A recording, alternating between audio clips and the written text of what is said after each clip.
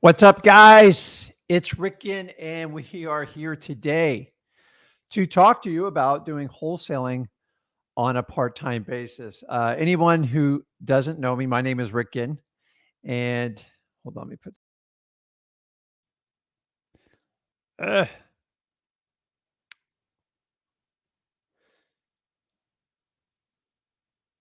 okay, we're live. So, guys, let me know in the comments you can see me. I'm trying the Google Slides today to give you guys more information, so you don't have to constantly be scrolling on the bottom of the screen. It's Friday. Happy Friday. Hopefully, you guys are working on plenty of deals, and we are going to talk about wholesaling. And so many people have this thought or this consideration that you got to do this full time. Well, I'm here to tell you there's people out there that have jobs they actually love, or they have a career they absolutely love, and they'd like to add wholesaling on to increase their financial wealth and give them more options with it. So that's what we're here to talk about today. I started out wholesaling on a part-time basis while I had a corporate job. I had two young kids and I had a mortgage. So, like, me just quitting that job, six-figure job, and jumping in the wholesaling was not really an option. So, I decided to do both. And I want to walk you through it today. And so, if you are working a full-time job right now and you are doing your hustle, oh, I lost, let's see. You guys are doing your hustle, that's perfectly fine, because I did it. And so many people, you put too much pressure on yourself to try to like make everything work instantly. So I'm going to run you through a few slides. We're going to talk about the pros and cons, and see if it fits for you. And then, as usual, um, go ahead and put in your comments. Those who put in the comments first, I try to get to you as soon as possible. I like to reward action takers. And guys, it is Friday. So do me a favor before we get started, smash that like button, hit that subscribe button, and let's get going. I've been outside all today. So pretty outside today. So at least here in Florida. So you guys kind of share with me what's going on with the weather. But before we get into this, you guys know the deal. I've got to get the energy back from you. I love doing these lives with you, and you got to get pumped up for what we do, because you are doing what 98% of the world refuses to do. That's taking charge of your life, taking what is owed to you and going out and getting it. If you guys are new to this channel, you're in for a wild ride. So you got to get pumped up. You got to get excited. You know what I'm going to do here. So go ahead in there. I'm going to feed your comments in. Let's get it going.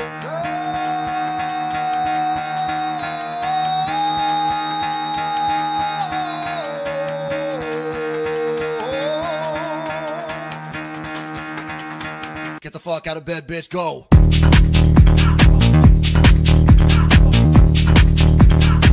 Get up, and then they got go.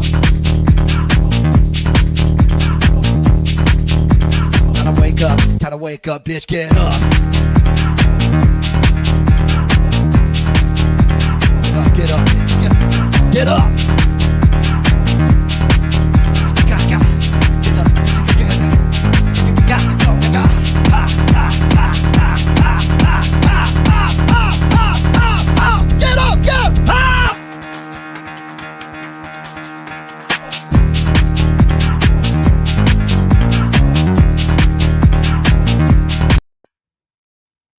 Guys, I mean, that is as Saul says, that's his alarm clock every day to get up and do wholesaling. Guys, get rid of your boring alarm clock. Get something that gets you moves, gets you motivated, gets you pumped up.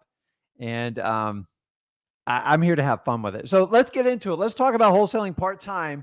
It's not like the worst thing in the world to do, guys. I'm telling you, it's actually a smart strategy. So if you have responsibilities and you have obligations, you need to make sure they're taken care of before you do a 180 in your life. So wholesaling is an easy strategy to do on a part-time basis.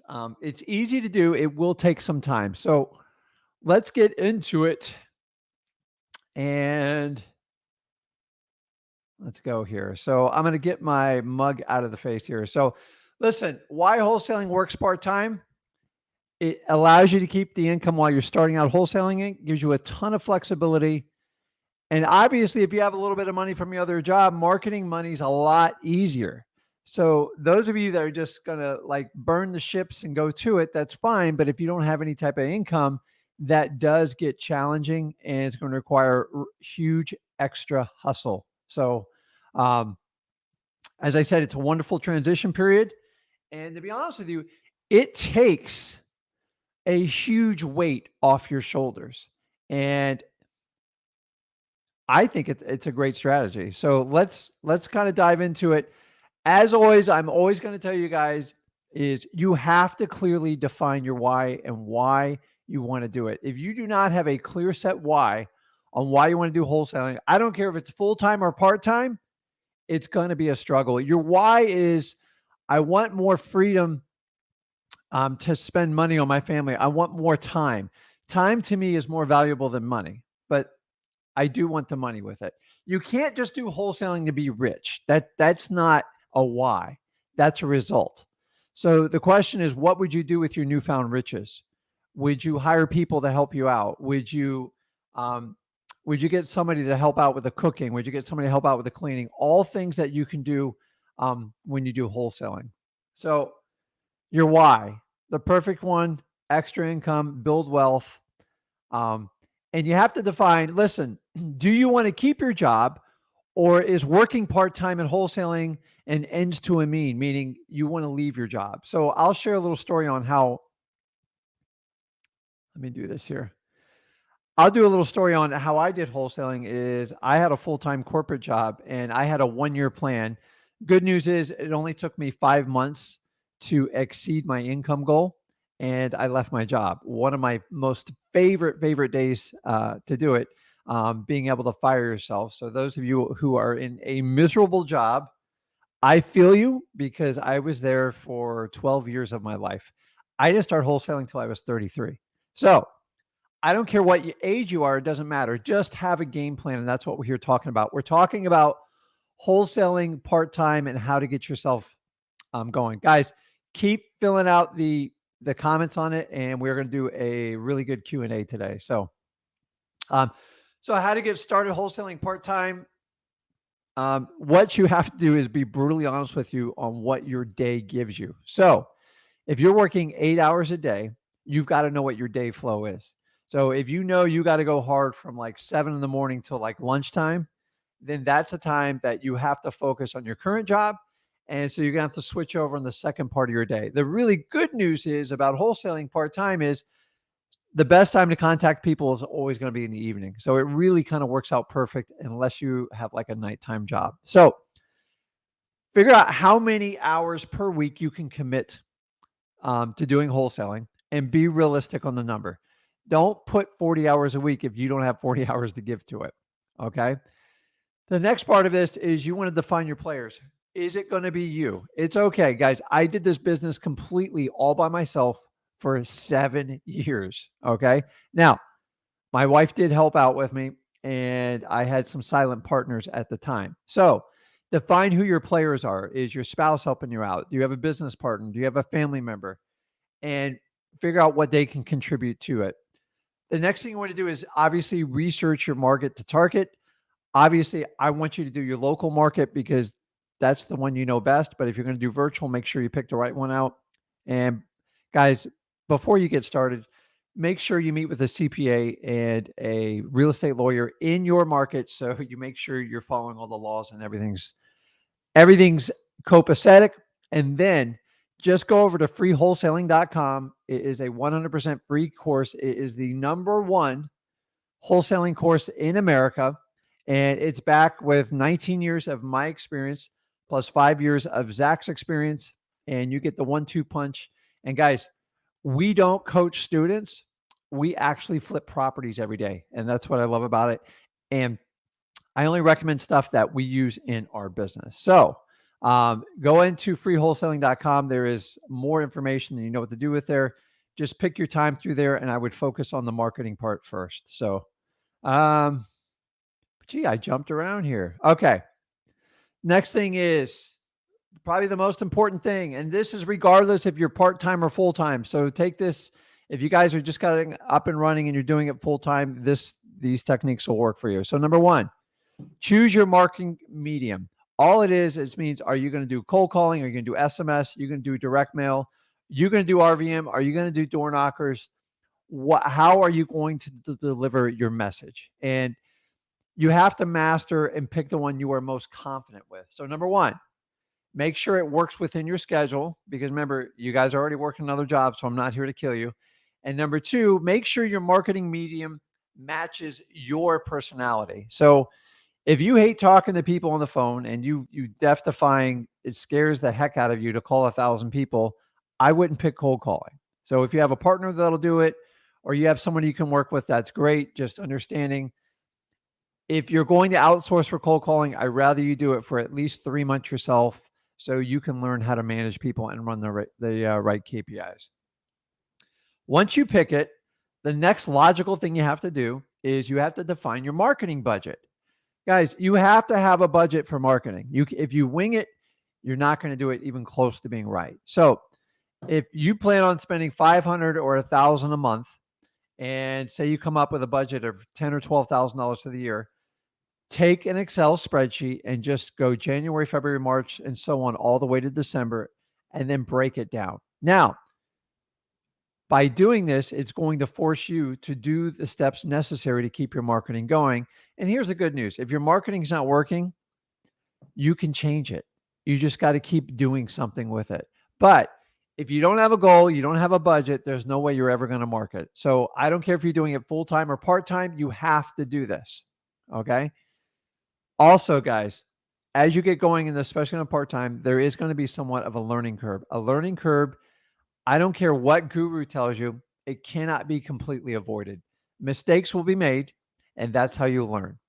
The idea is you don't make mistakes that are so detrimental that it gets you out of the business. So don't beat yourself up too much when you make a mistake. I'm just telling you, you will make mistakes with sellers. You'll make mistakes with some of your marketing. But if you stick to freewholesaling.com, we will show you the way on how to do that. So I'm not going to go deep into the guru thing. There's a lot of good gurus out there. I'm not here to knock every guru out there, but make sure if your guru is in the business and doing this business and not just coaching students. Remember, coaching takes a ton of time, and they have to give up their personal time to do it. You just want to make sure you are not the students they're flipping as opposed to the property. So a lot of times people think paying a guru is going to solve all their problems. They're going to give me a guaranteed path to success. I'm going to be honest with you. It rarely works out that way. So even a good guru is going to work with you, and they're going to push you, and they're going to make you brutally uncomfortable. Most people can't handle it and they don't like it. That's why 70% of the people that buy a course do absolutely nothing, because they bought it, it made them feel good, and then the shell shock hit them that they actually have to talk to people and work through it. So just by buying a guru's course, just so you know, it doesn't magically make you a great investor. You actually have to do the work.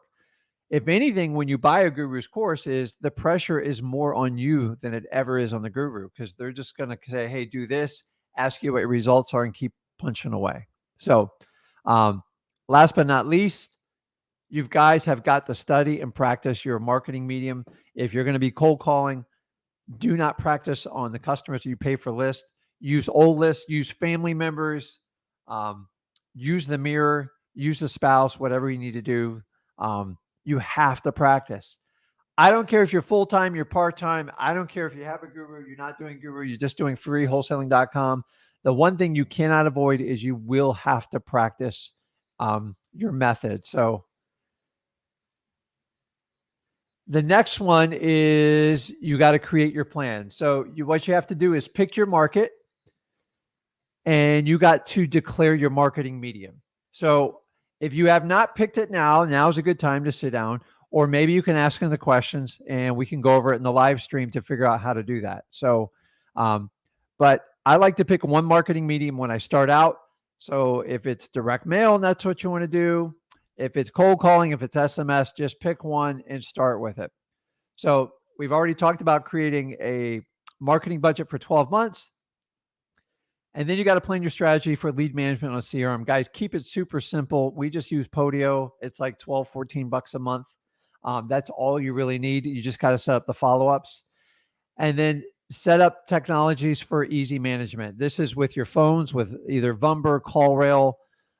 Anytime they can record the phone calls, it is a huge benefit for you.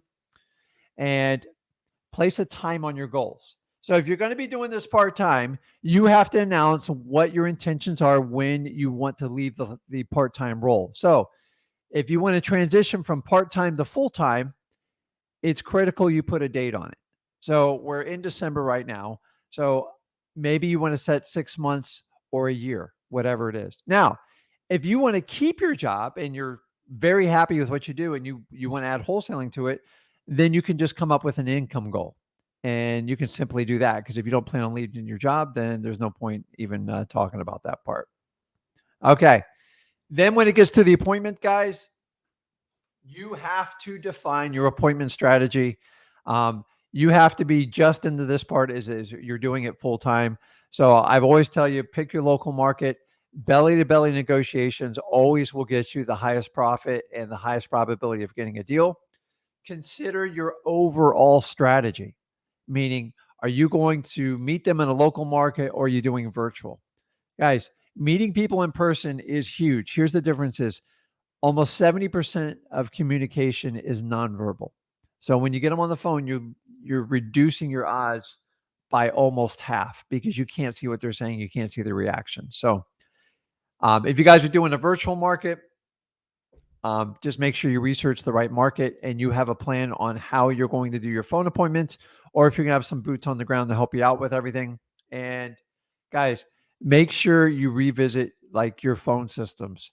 So if you're doing inbound leads, maybe direct mail, or maybe some online forms, or even like Facebook stuff, if you do that, guys, answer your phones. I can tell you this, that you have to be very adamant about answering your phones.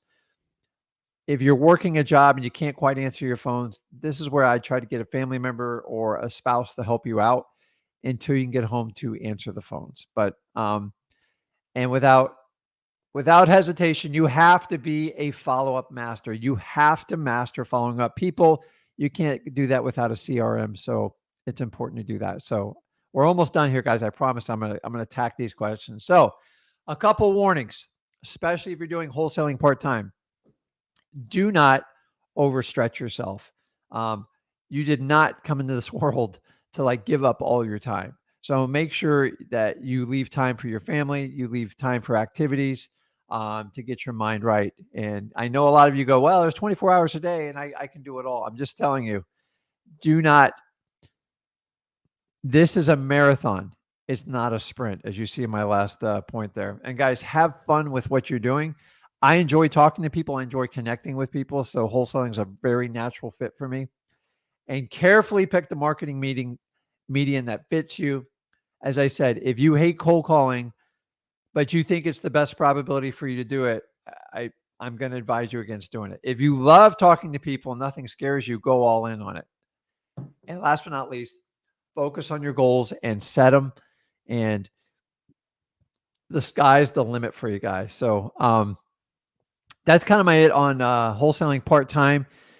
I know a lot of people. I have friends that are firefighters, police officers, nurses, and those are perfect jobs because a lot of times you work like 3 days on, you get 4 days off, and you have a lot of flexibility. The sooner you figure out wholesaling, the more you can flex your time and how you want to work that.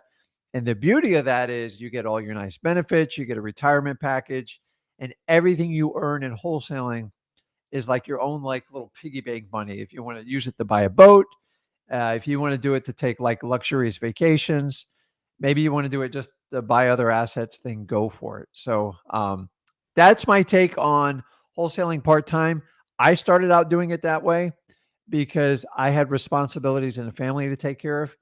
And I think if you're in that boat, then you got to do the responsible thing as far as what you're doing. So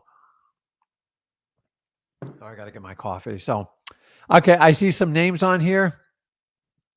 Uh-oh.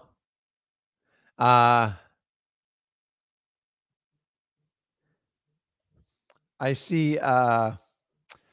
What's up, Barbara? Sorry to hear that. Started 3 years ago. I have to start marketing. I dislike calling, but I will do it. So you got to get on it. There's no way to avoid that. So, Leslie asked, do you have a script for cold calling? So, yes, go to, let me put it up here for you guys.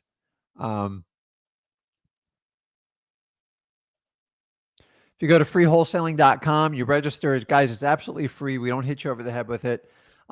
I could sit here and go over it, but it'd probably take the next 20 minutes and I won't be able to answer as many questions. And I do want you guys, Leslie, to get away from scripts and teach you how to have conversations with people, because the more real the conversation is, the better your odds on doing that. So, good questions. Let's see. Okay. Let's see here. Charisma, can you help me explain why we should close over the phone in virtual markets? As far as if they agree to the contract, how do we tell them we are not coming to the property first to lock it in the agreement? So the nature of virtual wholesaling is you're doing a market. It could be 1,000 miles away. Heck, it could be 10 miles away, depending on what you consider in virtual. So the beauty of everything that's gone on in our society and really in the last year and a half is people are okay with signing contracts, doing electronic signatures, and doing everything over the computer. I actually, in the last year, we've probably advanced 10 years what it would have normally taken us to it. So, getting them to agree to the contract and executing it over like a DocuSign is really the easy part. The second part of your question is the key one. How do you tell them you're not coming to look at the property when you first lock it up in the agreement? I'm going to be honest with you, it freaks out a lot of people. So they don't think you're serious. You don't go out and look at the property. So one of two ways, if you want to get around it, if you have a really good deal, you can simply pay what we call a scout or someone to go take pictures of the property, anywhere from $25 to $75 to go out there and solve that part of you.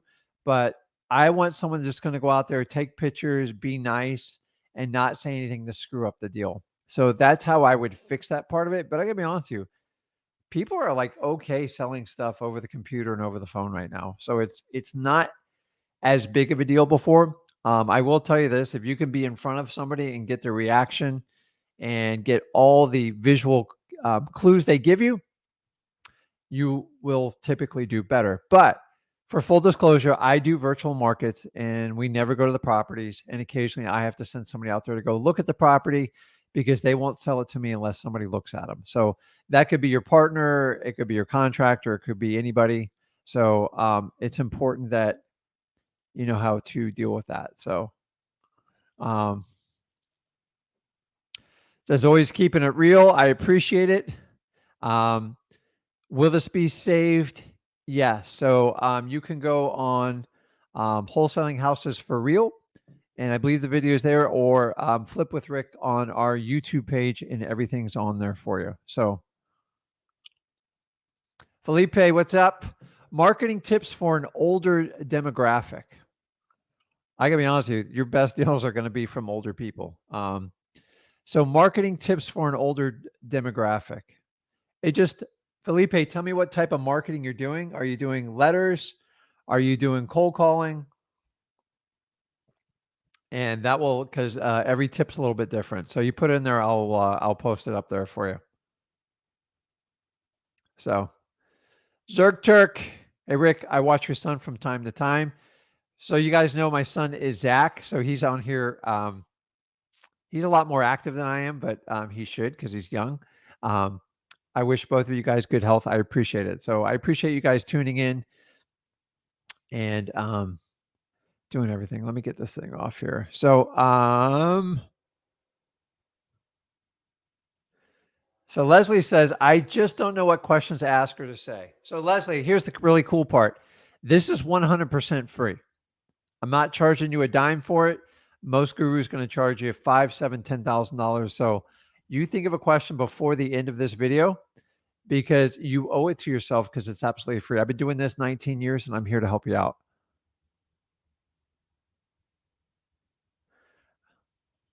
Raphael says, when you cold call and ask if this is the owner of the address and they say no, Do you ask them for the homeowner's info? I just ask them, do you know the owner of the property? Sometimes they're just playing with you. Sometimes it's their sister, their brother, their mother, their father.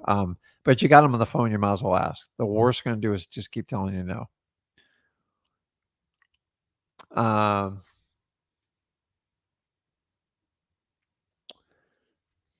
Dear Fon, are cash buyers overrun by wholesalers asking them their buying requirements when we cold call them?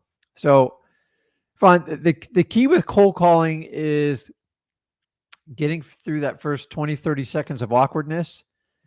But you do have to qualify if they're interested in selling the house. If they're not interested in selling the house, there's nothing you can say to them to get them past that. So I don't worry about requirements. If they're interested in selling the house, you just ask them 4 qualifying questions on there to save you time.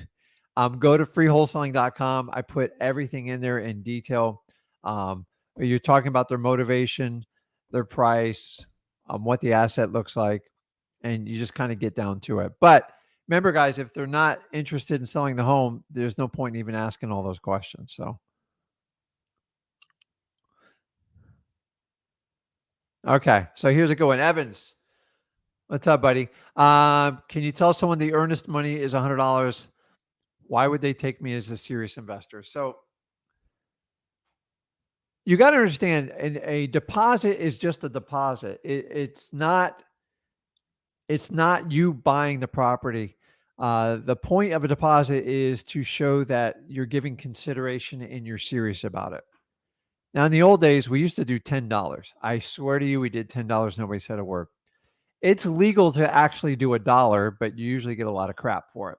So most people have taken on from $1 to $10 to $100. I'm going to be honest with you. Very rarely have I ever lost a deal over the deposit. And if you think about the deposit, since it's basically a deposit, money put in escrow, the money's protected. So I never ever get hung up on deposits. If someone's giving you a really good deal and they ask for $500 or $1,000, if you can afford it, do it. Your money's really not at risk. So the deposit to me is irrelevant. To me, it's irrelevant, but I get it. $100 doesn't sound like it's like very serious, but at the end of the day, you've got to make sure you're able to buy the house and close on it. So honestly, I have very few people get hung up on deposit. They just want their house sold. They could, because they don't actually get the deposit. It actually goes to the title company. So the deposit's it's kind of a moot point if you think about it. The only reason I put more down on deposit, if I get like a really good deal, say a house 50 cents on the dollar, I'll put up a big giant deposit to know I'm never getting out of this contract. We are committed. When I have a deal that we're very squirrely about and we don't like, I'll do a $10 or $100 deposit all day long. So hopefully that gives you some guidance, Evans. But for the most part, they want their houses sold, and I don't think they really care about the deposit as much as you being able to close on it.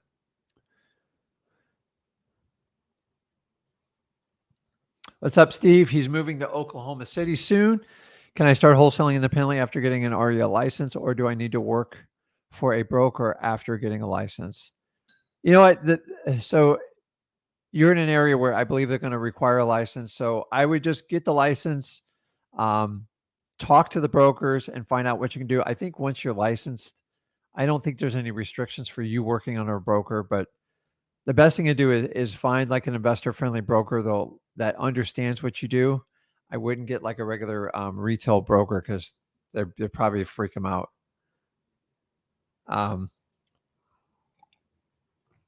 Any comments on Freedom Soft compared to PropStream? So I know both owners of these companies. I actually know them well. Let's see here. So if you guys want to check out PropStream, if you go to listrei.com, you get a 7-day free trial period, and then we give you all the instructions on like how to use it. Now, I like PropStream because after your free trial period is $97 a month, you get 10,000 free leads, and it works. The information's fast and it's reliable. I've had Freedom Soft. There's too many bells and whistles. When you're done with Freedom Soft, it'll cost you up to $500 a month. I just don't to me, I don't think you guys should be spending that kind of money.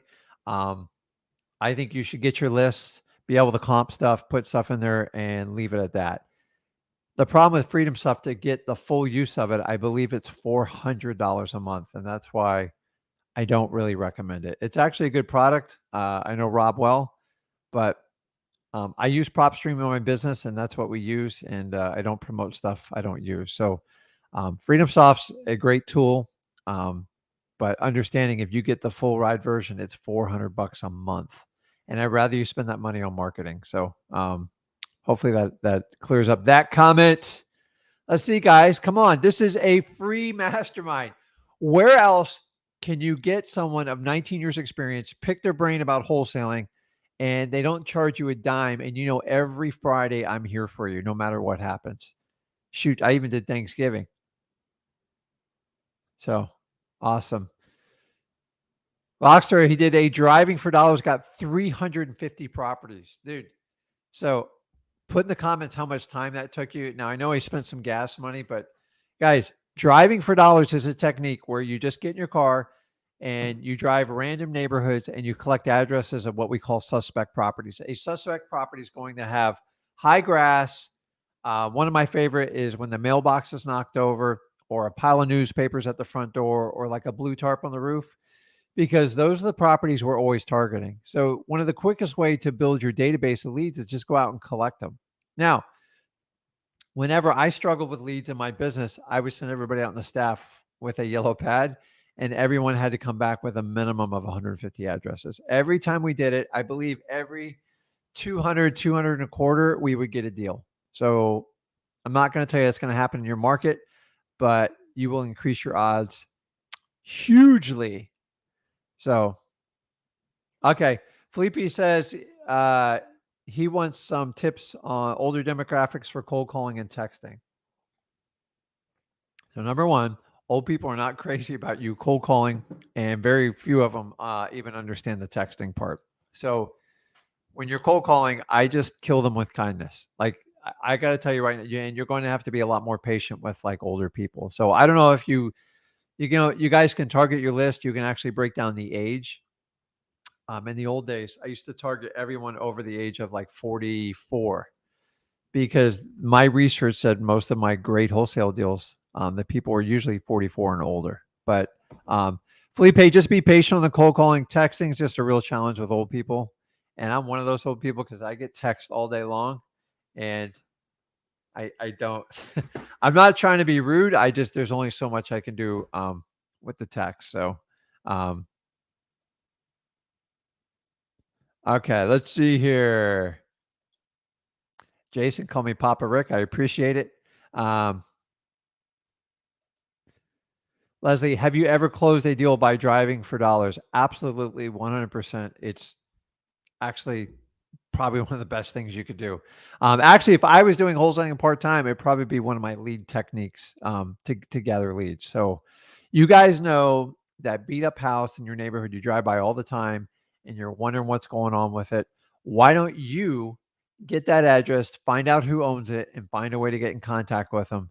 And if you could make 10, 20, 50, $60,000 on one wholesale deal, would it change your life, Leslie? I guarantee it would.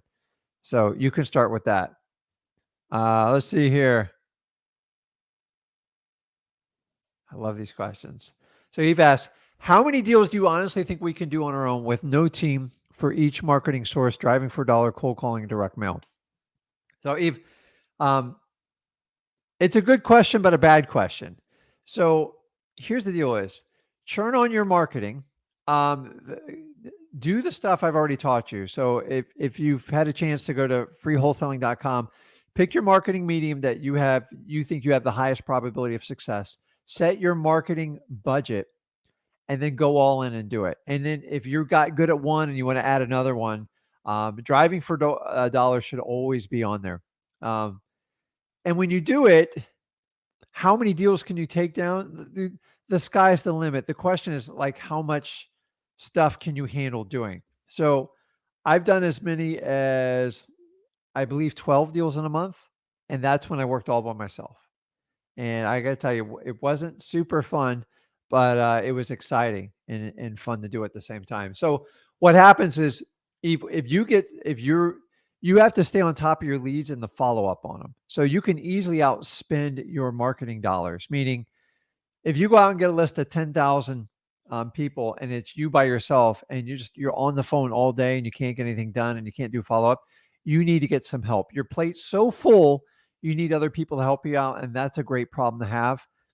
If the money's flowing in, you're closing deals consistently, that's when you want to bring somebody else in to help you with your team. So, and then you got to keep in mind, every time you bring a person on, there is a cost to it, and you've got to weigh the pros and the cons of it. So it's up to you. I didn't get in this business to work 14-hour days. That's the last thing I want to do.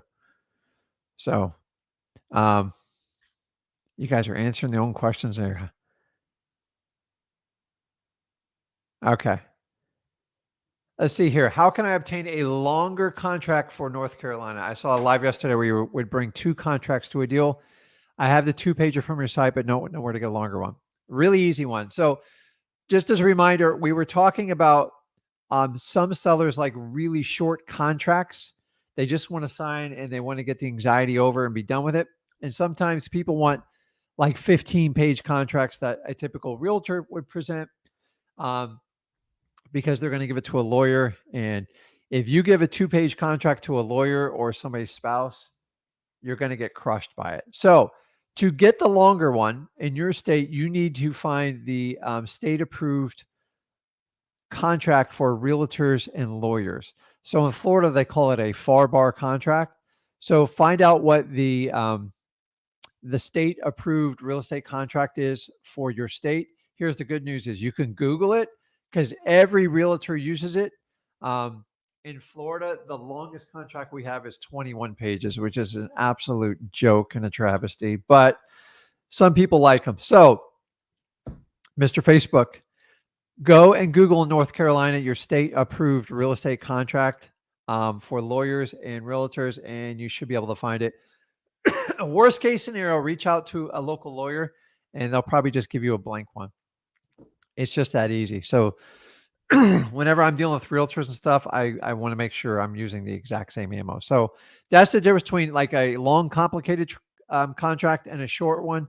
When you go on appointments, you should have both, just in case. Some sellers do not like a lot of contracts, meaning long contracts, and some don't like short ones. So being prepared with that will help you out.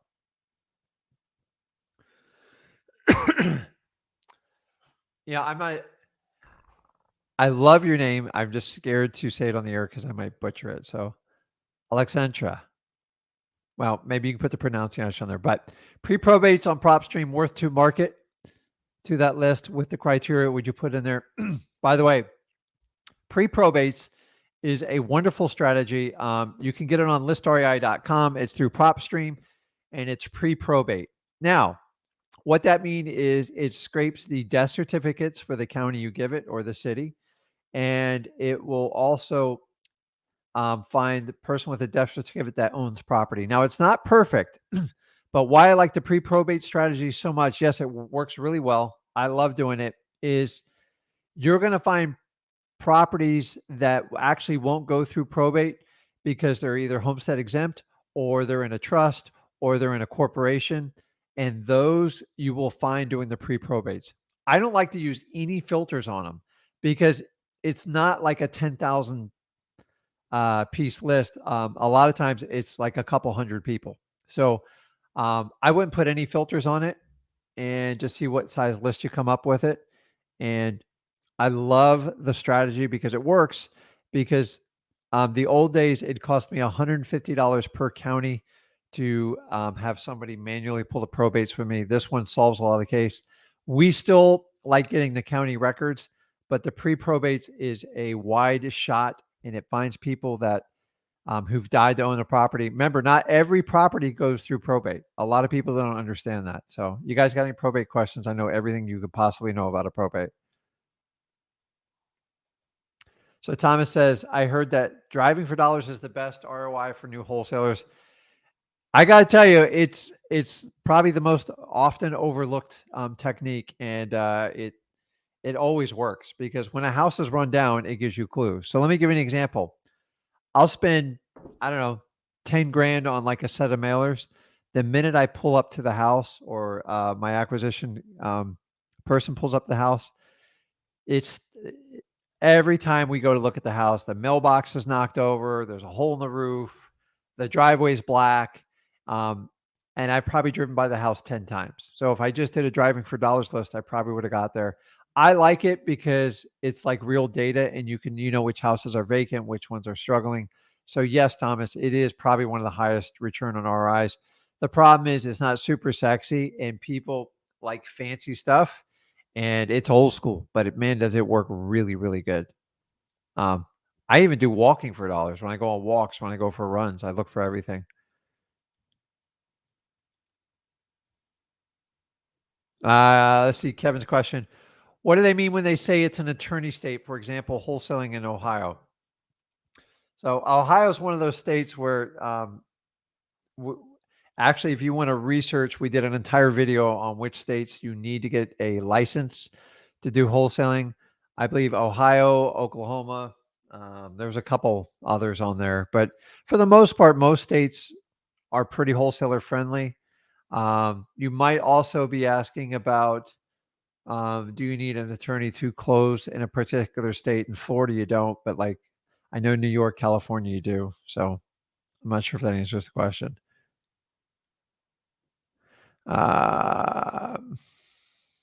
Okay. So, Thomas, it's a good question. When starting out, should we focus on one or two marketing streams at first and then expand? Always pick one that you're most confident with and run with it. So, if you're down with cold calling, you like it, and you're a cold calling machine, go all in until you get a deal and get it locked up. And then you're going to say, oh, Rick, I'm going to hire someone to do this for me.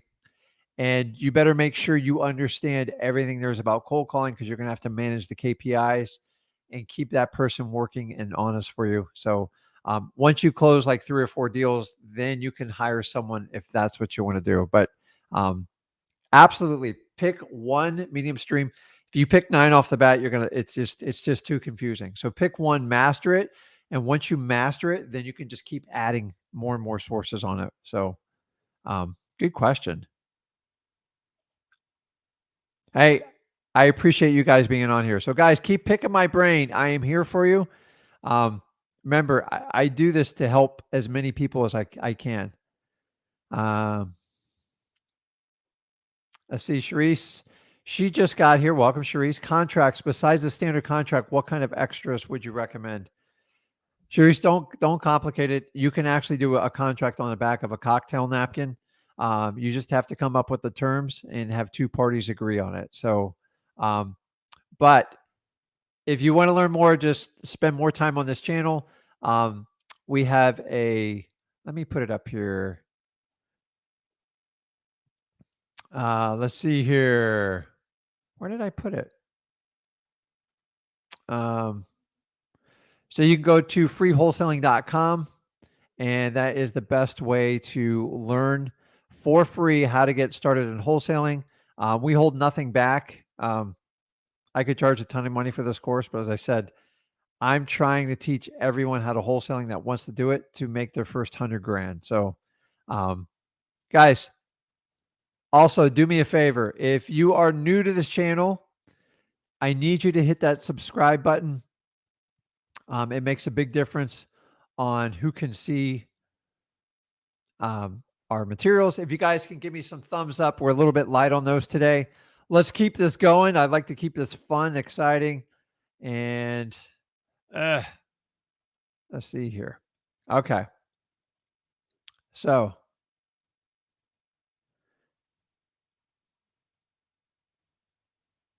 here we go. Here's a good one. Evans goes, how do you prevent an investor from going behind your back and cutting you out? So the best thing to do is try to keep it as professional as possible. We have a tendency is like we want to share like deals with like friends and other wholesalers before they get under contract to see if you're getting a consensus on the price. That's the worst thing you can do. So Evans, the best way to protect yourself is to have a bona fide locked up contract, because once it's locked up and it's inked, the investor really can't go around you without having a real legal issue. The problem is people share information all the time and we think we're being helpful, and there's a lot of snakes in the bush. So, Evans, the best thing to do is um, get your deals locked up, and then once you have them locked up, then you can present your deals. But once they know it's locked in a contract, it's really hard to cut you out. So, guys, it happens all the time. It's happened to me. It will probably happen to you. The best way to protect yourself is make sure you have a bona fide contract before you start talking to your buyers. So, Horacio, deal or no deal, 225,000, $20,000 down payment, 550 monthly payments, 50K in repairs, rent rate 1,700. Dear Horacio, that's a lot of moving parts there. So I need some more information. 225K. So I assume this is a creative creative financing. Your biggest challenge is the 50K in repairs because someone's got to do it. So 225. So there, my question for you is, what is the current value as is right now? That's the part I'm missing. So I see the cash flow. I see what the repairs are. But is it worth 225? Is it worth 350? I have no idea.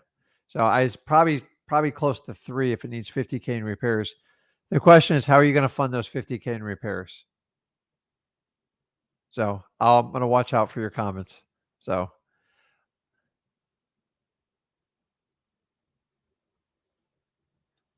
do we need to hire cold callers to make 100K a year in whole? Absolutely not. No, 100K is not hard at all in wholesaling. So if your goal is to hire cold callers so you don't have to do it, that's great. But you better make sure you know how to manage those people, because cold callers are a lot of work. It's a lot of management. You're talking about lists. You're talking about recorded conversations, a ton of stuff. So Jason asks, after driving for dollars, is it better to cold call or mail them? If mailing, should it go to a property or an address or a mailing address? So I prefer a cold call because it's faster and people are very slow with their mail. You can add them on part of your mailing list, but what I would do is put like a care package on their door.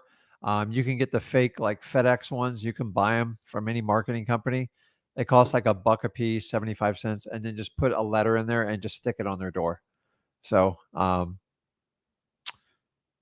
think it's just faster. So that's how I do it.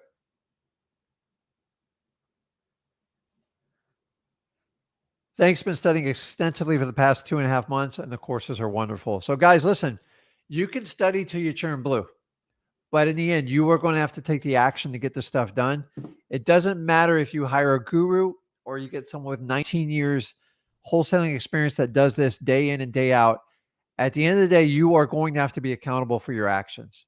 And no gurus, their job's not to sit there and kick you in the pants to get it going. You have to take accountability. So I commend you on studying and reading material, but what I need you to do is start making phone calls and get your marketing going. So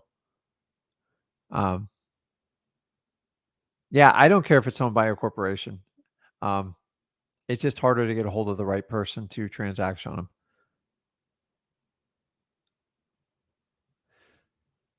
So Barbara says, thanks, Rick. Found a great contract for, I assume it's Washington, State on Law Depot site. So if you guys need to find like the long version of your contracts, just Google it. A lot of sellers are used to seeing these long form contracts, and realtors actually, they don't sign that 1 or 2 page contract from the wholesaler. So I always like to go with 2 contracts in hand.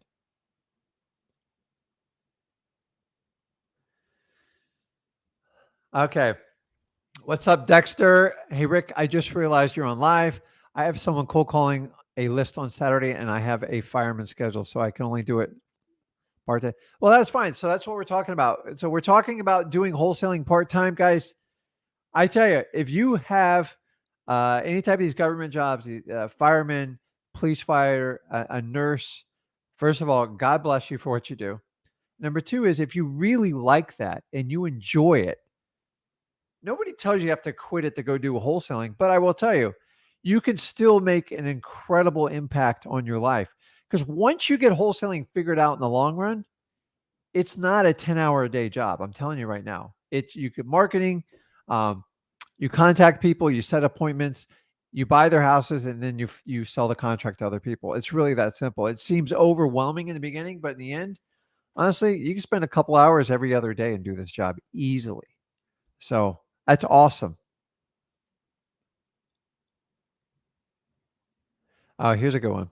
So Cherise says, my state puts out a sheriff's sale list a month before the sale. Are these properties viable leads? So I'm going to let you know on this. Sheriff sales, they're not what you think they are. So they're not your typical foreclosures at the courthouse step. Sheriff's sales come up and a lot of people miss them on the radar. So number one, Cherise, they are good, but you got to make sure you've got like funding and you know what you're doing because it's like big boy money. These sales go in effect when people are being chased down for child support's a big one, or if they have outstanding penalties due with the state or even like the IRS. A lot of times they get a judgment against it, and then they call the local sheriff's department and they put it on a special sale. And these are really hard to find unless you're looking for them. So most people are chasing the foreclosures on the foreclosure step. A sheriff sale, like they go very fast and not a lot of people know about them. So I've had a few properties that come up under that. And one, I believe, is for child support, and one was for an outstanding fine on some sort of criminal procedure. They actually wound up foreclosing on the house and actually wound up buying it. So very good, Cherise. If you guys can do it, you actually have the best way to do is contact your local law enforcement to see who's in charge of those sales. But I didn't figure this out till about 4 years ago. So yes, they are plausible. Not that many people do them, and they're very hard to find out. So I know. Thanks for the information. I appreciate it. Minnesota.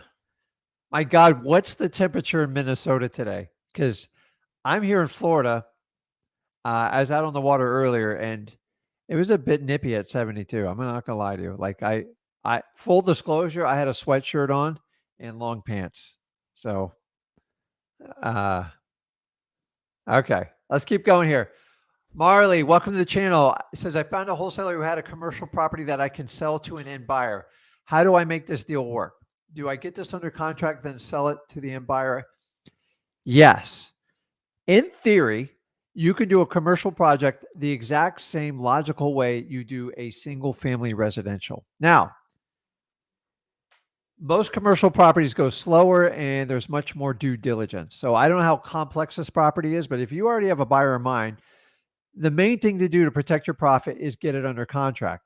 Now, you can use a simple land contract or you can use a commercial contract. Commercial contracts just got a little bit more jargon that doesn't have all the single family residential stuff in it. But listen, Marley, if you can get it under contract and you have a buyer that's willing to work with you, then by all means do it. It is the exact same steps. So let me know how it works out for you. But guys, just because it's commercial, it's still a piece of real estate and it works all the time. If it's 10 million or if it's a $100,000 property, it's the same mechanics. Chris says, Rick, how do you pitch terms to sellers? So I always approach every motivated seller from a wholesaling standpoint because it's the most profitable way and it's usually how I buy properties. Now, every now and then I get someone that just, we can't agree to a price.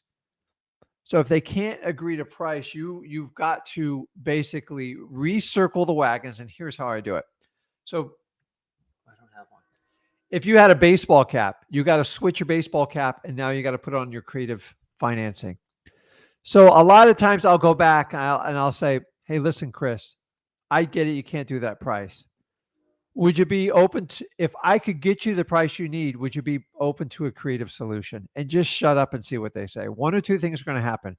They're going to tell you you're absolutely nuts and you're crazy. I don't know what you're talking about. Or number two, tell me more about what you're talking about, Rick. And that's it. And remember, whenever you do creative financing, it's not so much about the price, it's really about the terms and most importantly, cash flow. If you guys are just starting out and you're doing creative financing, I'm going to warn you, do not buy properties where you go in a negative cash flow. If you have to give somebody 20 grand and you can only get 5 or 10 grand back from the market and you're in the whole $10,000, but you think you're cash flowing 300 a month, you're not. You're at risk. And that's all I'm going to say. I always approach people from wholesaling. Remember, this is how I do it. I'm not here to tell everyone how to do it. I'm not here to pitch you on a course. But if I can't get the price and maybe the property's free and clear and they're just stuck on a price and it's vacant, I'll just come back and say, listen, Chris, you open to a creative solution for this? And either one or two ways, either they're going to blow you off completely or they're going to ask you for more information. And that's the easiest way I found out to do it without going into a long-winded explanation. So, how do you know which markets? The best thing to do is do your research through listrei.com. That's going to be the best way to figure out how to do it. So that's what I would do. And for those of you that always asking me about the whole texting, if you go to smszach.com, you get 500 texts for I think it's just $1. It's the best way to do it. So we're just sharing with you guys. Okay, guys, come on. I've got some more time here. I want to take questions. I want to help out as many people as I can. What's up, Steve V? Just says, I want to thank you for the value you bring of your subscribers for free. Yes, we actually do this stuff for free. I know for a fact me and Zach are the only people in the wholesaling space, actually in the real estate investing space, that actually teaches you guys 100% for free. So,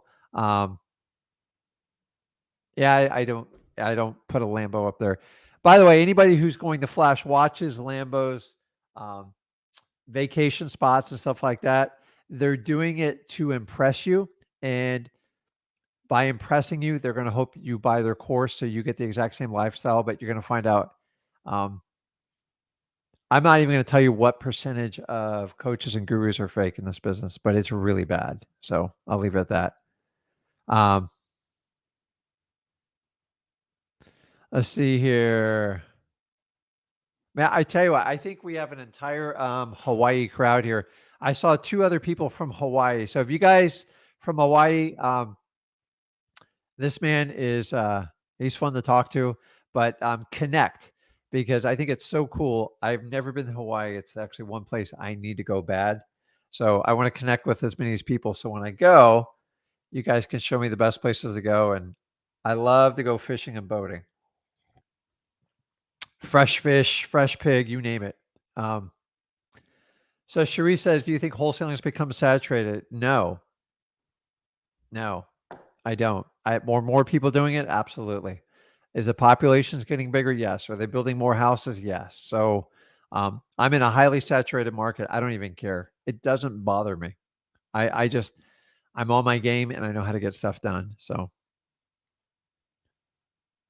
All right. Howdy, Rick. We appreciate you. I appreciate you guys spending time with me. Christian says, everyone sign up for freewholesaling.com and pretend you paid $5,000. It feels like you paid for it. And even set it up like OPOP SIG course. So listen, guys, everyone asks, hey, what's your fee for doing this? Number one, hit the like button, subscribe, and share this with as many people as you can, because I'm trying to save people from paying these ridiculous fees just to learn how to wholesaling. It's not that complicated, and I do this on a daily basis.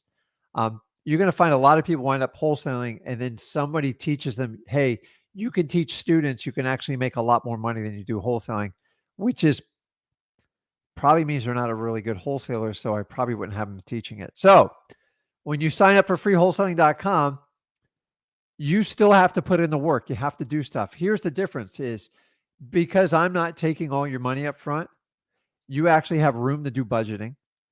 And number two, I'm not going to spin you. I'm going to be brutally honest with you, because I don't have an agenda here.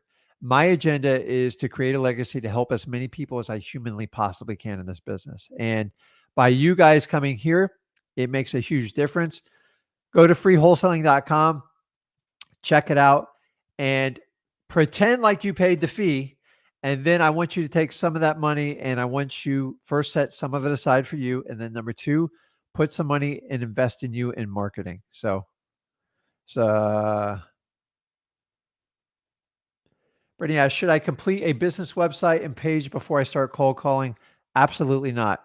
Your sellers don't care. They just don't care.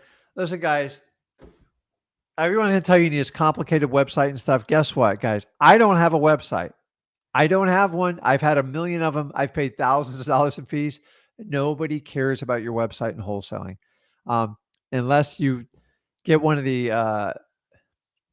website guys, which I'm not going to mention. They're all like good guys, but I mean, it's like $70 a month to do that. I'd rather you spend it on a list or something like that. People don't care when they want to sell their house what your website looks like. So I appreciate it, Evans. If you guys could smash that like button. Let's see what else we have here. Okay, guys, I'm getting down to the final questions. Let's do a speed round. Wib says consistent action. He is right. Raphael, I appreciate you.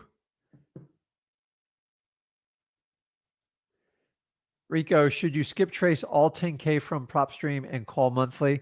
If that's what your marketing method is, then yes. But I don't know if that's your marketing meeting and you're going to do 10 grand a month, then yes. But if you only planned on 2, then just do 2. So my local cities say they no longer maintain code violation lists. So just ask them.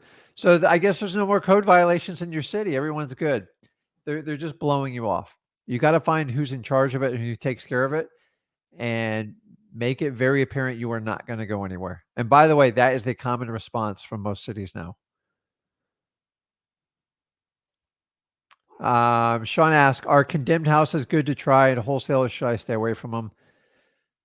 Remember, for a house to get condemned, it's got to be pretty bad. So unless you have personal knowledge of it, what it is to rectify it, I probably wouldn't mess with it. By the way, a lot of people are scanned on condemned houses. I know Pennsylvania, Indianapolis has a big problem with it, and certain. I know Indianapolis has a huge problem with it. People selling like cheap condemned houses, but people wind up getting screwed in that deal. You're welcome, Denise. Guys, there's a sub page and Wholesaling Houses for Real where you can put up your deals to sell so we don't like spam the entire page. Adam says wholesaling is absolutely the best way to earn money in real estate right now. I agree with it, and it really minimizes your risk. So let's see. This is really good stuff. So Therese, hey, Rick, I live in Trinidad. That's awesome, first of all. Congrats. I just started reaching out to wholesalers on Facebook and are getting houses sent to me for a couple markets. How do I find buyers? So go to freewholesaling.com and we teach you exactly how to get cash buyers on there. It's really easy. It's like a 5-minute video. Just freewholesaling.com, Therese. It's free. Get in there and look for cash buyers, and it's plenty of information to get you going on that. So, or not, I live in Minnesota. Another person from Minnesota. I work hard in wholesaling to move to a different state. Yeah, I can't imagine what the temperature is right there right now. I don't know how people survive the north with, I don't even know what snow looks like other than when I go skiing. Denise says, are you sticking to 70% ARV? I don't believe in that rule at all. I believe you put a house under contract for less than what your buyers are going to pay for it, and that's how you need to do it. These 70% hard rules I was taught that in 2003, and it doesn't work today. What's up, Jason? I appreciate you.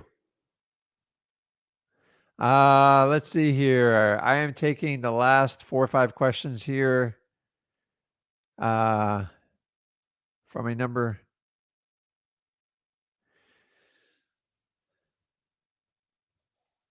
Somebody asked, good daddy. I like that. Salt Lake, Utah, seeing houses being renovated constantly, is this a good indicator? Utah being a good, dude, that's a phenomenal market. So, absolutely. Guys, if people are pouring in and moving into your state and businesses are growing, then that's a great place to wholesale. End of story. When you have a declining population and stuff like that, that's where you got to watch out. Moore says, good evening, Rick. Thanks for you and Zach, all the outstanding content. You guys are a blessing and you're a blessing as well. Thanks for watching. So this is Be My Mentor. Dude, just tune in. I'm giving it to you for free, guys. I'm going to create a ridiculously legacy. I'm here to teach as many people how to do wholesaling for free and get them to their first $100,000. Because I taught my son at 17 how to do it, and he did it while he was in high school. You don't have any excuses. You just need to dive in. It doesn't matter how old you are. So, hey, Thomas, a KPI is a key performance indicator. People love these cute little terminologies in wholesaling: ARVs, KPIs. What's the other one? LOI, letter of intent. ARV is actual retail value. It goes on and on. Just fancy words. There, Barbara's got it up there. I appreciate it.